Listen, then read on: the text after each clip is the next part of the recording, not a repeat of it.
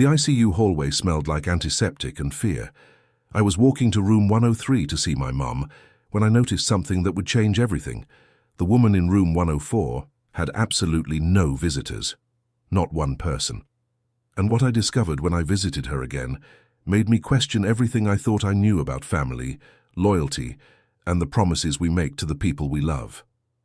My name is Rebecca Shaw, and 3 weeks ago my mother had a massive stroke. She was 62 years old, healthy as far as we knew, and then one morning she collapsed in her kitchen while making coffee. My dad found her on the floor, unconscious. The doctors said it was a hemorrhagic stroke, bleeding in the brain, and they weren't sure if she'd make it through the first night. But she did. She fought through that first night, and by the third day, they moved her to the ICU at Memorial Hospital in room 103. I visited my mom every single day, sometimes twice a day. I'd sit by her bed, hold her hand, talk to her even though she couldn't respond. My dad was there constantly too. My brother flew in from Seattle. My sister drove up from Atlanta. We were all there taking shifts, making sure Mum was never alone in that ICU room. And that's when I started noticing the woman in room 104. Her room was directly across from my mum's.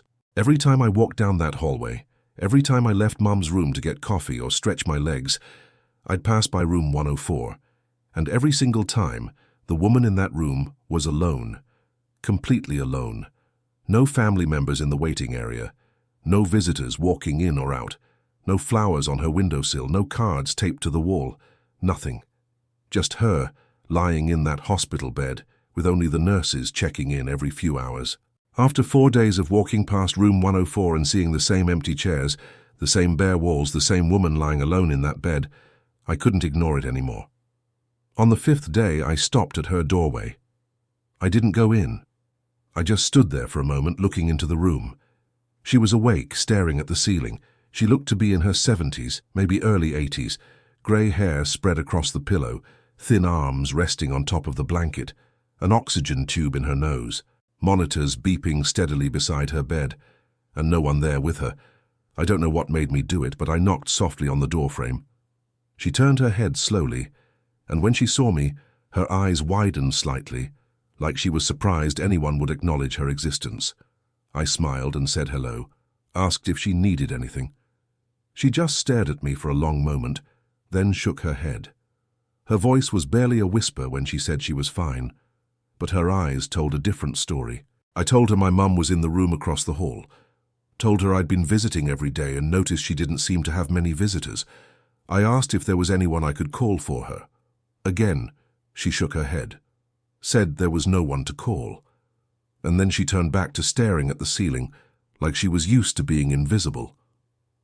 That conversation lasted maybe 2 minutes, but it stuck with me. All day, as I sat with my mum, I kept thinking about the woman in room 104. What had happened in her life that led to her being completely alone in an ICU? Where was her family? The next day, after spending the morning with my mom, I visited the woman in room 104 again. This time I brought her a cup of coffee from the hospital cafeteria. When I walked in with the coffee, tears actually formed in her eyes. She tried to hide them, but I saw. I pulled up a chair and sat down, and that's when she started talking. Her name was Dorothy Mitchell. She was 76 years old. She'd been in the ICU for 8 days with congestive heart failure. The doctors said her heart was giving out, and there wasn't much they could do except make her comfortable and see if the medications could buy her some more time. I asked about her family. That's when her expression changed. Her jaw tightened. Her eyes went cold. She said she had a family once, a daughter named Caroline, a son named Marcus, 4 grandchildren she'd never met, and a husband who'd passed away 12 years ago. Dorothy told me that 30 years ago, she and her husband made a decision that destroyed their family. Their daughter Caroline had fallen in love with a man they didn't approve of. He was from a different background, different race, different religion. Dorothy and her husband were traditional people, set in their ways, and they gave Caroline an ultimatum: him or us. Choose the man you love or choose your family. Caroline chose love. And Dorothy and her husband cut her off completely, told her she was no longer their daughter, refused to attend her wedding, returned her letters unopened. When Caroline had her first child, she sent photos and an invitation to meet her granddaughter. Dorothy threw the envelope in the trash without looking at the pictures. When Caroline's second child was born, she tried calling. Dorothy hung up. This went on for years. Caroline kept trying to reconcile, kept reaching out, kept hoping her parents would soften, but Dorothy and her husband held firm. Then Dorothy's husband died. Heart attack, sudden, no warning. And in those final moments, as he lay dying, he told Dorothy he regretted it. Regretted losing Caroline, regretted never meeting his grandchildren. He begged Dorothy to reach out to Caroline to make things right. And then he was gone. But Dorothy still didn't reach out. She told herself it was too late. Too much time had passed. Too much damage had been done. So Dorothy lived alone in the house she'd shared with her husband year after year, watching neighbors' families grow, watching other people's grandchildren play in their yards, all while knowing she had grandchildren somewhere out there that she'd never met because of a choice she'd made 3 decades ago. Her son Marcus had sided with his parents in the original conflict. He'd cut off Caroline too. But 5 years ago, Marcus reconnected with his sister. When Dorothy found out, she was furious. She gave Marcus the same ultimatum, her or me, and Marcus chose his sister. And just like that, Dorothy lost her son too. Now here she was, 76 years old, dying of heart failure in an ICU room, with absolutely no one. Have you ever made a choice you regretted, but were too proud to fix? Drop your answer in the comments, because this story shows exactly where that path leads. I sat there listening to Dorothy's story, and I didn't know what to say. Part of me was angry at her. How could someone choose prejudice over their own child?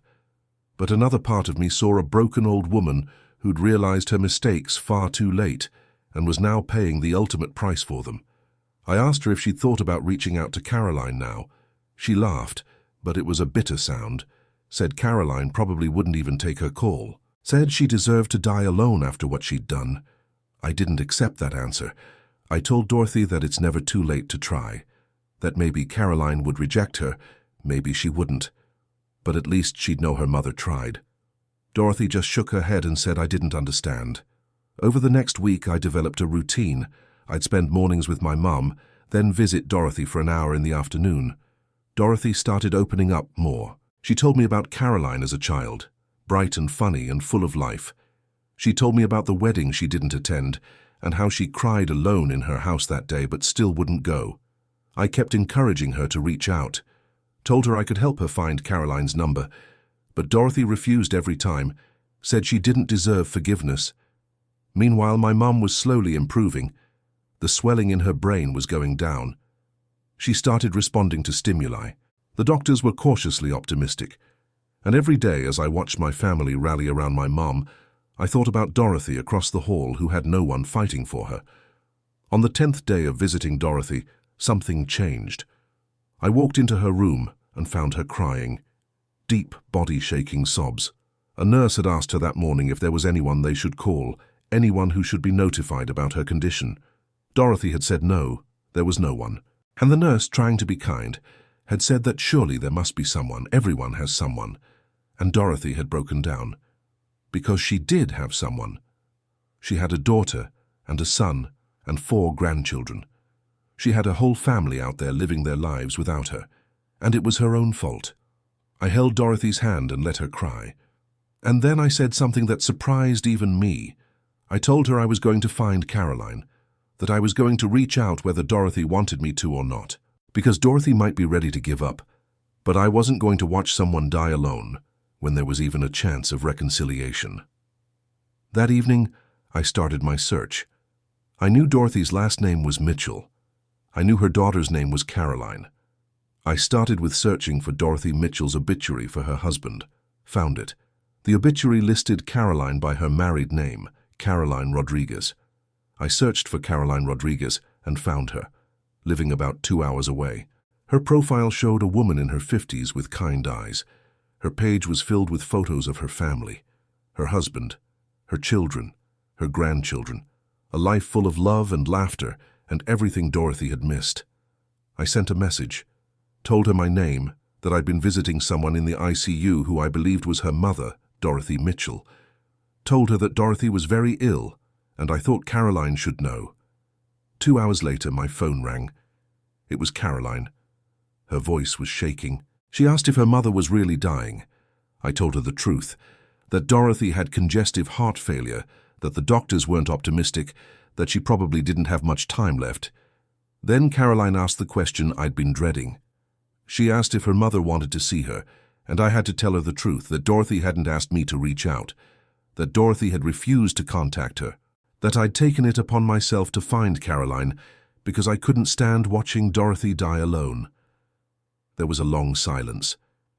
Then Caroline said she'd been waiting 30 years for her mother to reach out, that she'd hoped and prayed and forgiven her 1,000 times in her mind, but she said her mother had to want this. She couldn't force her way back into her mother's life if Dorothy didn't want her there. I told Caroline about my visits with her mother, about the stories Dorothy had shared, about the regret I saw in her eyes every day. I told Caroline that her mother was too proud and too ashamed to reach out, but that didn't mean she didn't want it. Caroline asked for one night to think about it, to talk to her brother Marcus. She promised she'd call me back the next day. The next afternoon, Caroline called back. She said she'd talked to Marcus, and they'd decided together. They were going to visit their mother, both of them, that very day. She asked me not to tell Dorothy they were coming, said she wanted to see her mother's genuine reaction. What would you do if you were Caroline? Would you visit a parent who abandoned you? Share your thoughts below. That evening, I was sitting with my mom when I heard voices in the hallway. I stepped out and saw 2 people standing outside Dorothy's door, Caroline and Marcus. They were standing there, not going in, just staring at the doorway. Caroline was crying. They looked terrified. I walked over and introduced myself. Caroline grabbed my hand and asked me to come with them, said she didn't know if she could do this without someone else there. So the 3 of us walked into room 104 together. Dorothy was lying in bed, eyes closed. She looked small and frail. Caroline and Marcus stood frozen at the foot of the bed. Then Dorothy's eyes opened. She saw me first, started to smile. Then her gaze moved to the 2 people standing behind me, and her entire body went rigid. The color drained from her face. Her mouth opened, but no sound came out. Caroline said softly just one word, "Mom," and Dorothy started sobbing. Deep, wrenching sobs that shook her whole body. She tried to speak but couldn't form words, just kept crying and staring at her children. Marcus moved first. He walked to the side of the bed and took his mother's hand. Said, "We're here, Mom. We're here." Caroline followed, taking Dorothy's other hand. And the 3 of them sat there crying together, not speaking, just holding on to each other after 3 decades of separation. I quietly slipped out and went back to my mum's bedside, my own eyes filled with tears. About an hour later, Caroline came to find me. Her eyes were red from crying, but there was also peace there. She thanked me for reaching out, said if I hadn't contacted her, she never would have known her mother was sick until it was too late. I asked how it went. Caroline said they'd talked, really talked, that Dorothy had apologized over and over, crying so hard she could barely breathe, that she'd told them about the regret she'd carried for 30 years, about her husband who'd begged her to make things right before he died, about the loneliness and shame. Caroline said it was the hardest conversation she'd ever had. That part of her wanted to rage at her mother, but seeing Dorothy so broken, so genuinely remorseful, so close to death, all Caroline could feel was sadness for all the lost years. But she also said that forgiveness wasn't about whether Dorothy deserved it. It was about Caroline choosing not to carry the weight of that resentment anymore, about deciding that the last chapter of her mother's life didn't have to be defined by their estrangement. Over the next 2 weeks, Caroline and Marcus visited their mother every single day. They brought photos of their families, showed Dorothy her grandchildren and great-grandchildren, told her about their lives. Slowly, carefully, they rebuilt a relationship that had been shattered for 3 decades. Dorothy's health didn't improve. The heart failure was too advanced. But something else changed. She stopped staring at the ceiling with dead eyes. She had visitors. She had family. She had her children back. My mom was discharged from the ICU during this time. Her recovery was slower than we'd hoped, but she was getting better. We were going to get her back. 3 weeks after Caroline and Marcus's first visit, Dorothy's condition took a turn for the worse. Her heart was giving out. The doctors said it was a matter of days, maybe hours. Caroline and Marcus were called in. This time they brought their families, spouses, children, even the grandchildren old enough to understand. I visited Dorothy that final day. The room that had been so empty and silent was now full of life, full of people, full of love. Dorothy was barely conscious, but she was surrounded by her family. Caroline sat on one side of the bed holding her hand, Marcus on the other. Grandchildren she'd only just met stood around the room. Dorothy opened her eyes and looked at me. She mouthed the words, "Thank you." I squeezed her hand and told her she was welcome. Told her I was glad she got this time with her family. She smiled then, a real smile, the first genuine smile I'd seen from her in all our weeks of visits, and then she closed her eyes and slipped into unconsciousness for the last time. Dorothy Mitchell died that evening, surrounded by the family she'd rejected for 30 years and who had chosen to forgive her anyway. She died holding her children's hands. She died with photos of her grandchildren taped to the wall around her bed. She died knowing she was loved despite everything she'd done. The funeral was small but meaningful. At the funeral, Caroline gave a eulogy that stayed with me. She said that her mother had taught her 2 important lessons. The first was what not to do, how not to let pride and prejudice destroy the things that matter most. But the second lesson was about grace, about how it's never too late to apologize, never too late to seek forgiveness. Her mother had taught her that by finally finding the courage to accept their presence in those final weeks. Marcus spoke too, said that he'd lost his mother twice. Once when she cut off his sister and he chose Caroline, and again when she died. But he said he was grateful that in between those 2 losses, he got a few weeks to have his mother back, to hear her say she was sorry, to tell her he forgave her. After the funeral, Caroline pulled me aside.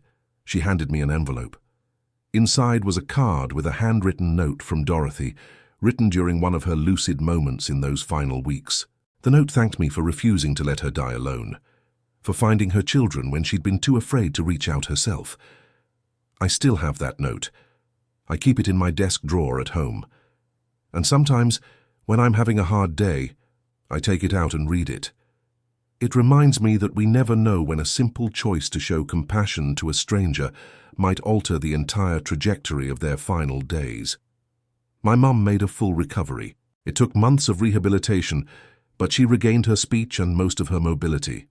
She's back home now, tending the garden she'd been planning when she had the stroke. And every time I visit her, I think about Dorothy Mitchell. I think about how lucky we are to have each other, how precious these relationships are. I think about Caroline and Marcus, too, about the courage it took to walk into that ICU room and face a parent who'd abandoned them, about choosing forgiveness over resentment. And I think about Dorothy herself, about how she lived with regret for 30 years because she was too proud to admit she was wrong, about how she almost died completely alone, about how one stranger refusing to mind their own business gave her a chance at redemption. The truth is, I almost didn't stop at Dorothy's door that first day. I almost walked right past room 104. It wasn't really my business. I had my own family crisis to deal with. But something made me stop. Maybe it was just human compassion. Maybe it was seeing my own mother surrounded by family and recognizing how devastating it would be to face something like that alone. That decision to knock on a stranger's door and offer a cup of coffee led to a reconciliation that might never have happened otherwise. It gave a dying woman peace. It gave estranged children closure. It brought a fractured family back together for a few precious weeks before it was too late. I learned something important from my time with Dorothy Mitchell. I learned that it's never too late to apologize, never too late to seek forgiveness. But I also learned that we shouldn't wait until we're dying to do these things, that the time to heal broken relationships is now, while we still can. Dorothy waited 30 years, and yes, she got her reconciliation in the end. But think about everything she missed.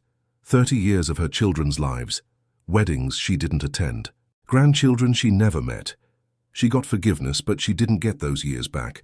So if you're holding on to a grudge, if there's someone you need to forgive or someone you need to apologize to, don't wait. Don't let pride convince you that being right is more important than the relationship. Because someday might be too late. Someday might be when you're lying in an ICU bed realizing that you've wasted decades on something that never mattered as much as the love you threw away. I visit my mom regularly now. We have lunch together every week. We talk about everything and nothing. We're building new memories, and I make sure to tell her I love her every time I see her.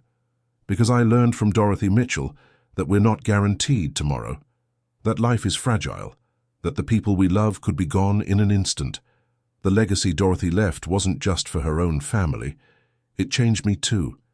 It made me more aware of the lonely people around me, made me more willing to get involved in situations that aren't technically my business, made me understand that sometimes the most important thing we can do is simply show up for someone who has no one else. Dorothy Mitchell made terrible choices. She hurt the people she loved most. She wasted decades on stubbornness and prejudice. But in the end, she also showed me that redemption is possible, that it's never too late to say sorry, that forgiveness can heal even the deepest wounds. I hope her story makes you think about your own relationships, about the people you might need to forgive, about the apologies you might need to make, about the time you're wasting on being right instead of being connected, because none of us know how much time we have left. Dorothy got her second chance because a stranger refused to let her die alone. But you don't need to wait for a stranger to intervene. You can choose, right now, today, to reach out to whoever you need to reach out to. You can choose forgiveness. You can choose love. Don't wait until you're in room 104 dying alone before you realize what really matters. Do it now, while there's still time. That's what Dorothy would tell you if she could. That's what I learned from those weeks visiting a stranger in an ICU room. Life is short. Forgiveness is powerful. Love is worth fighting for. And sometimes, the smallest act of kindness toward a stranger can create ripples that change everything.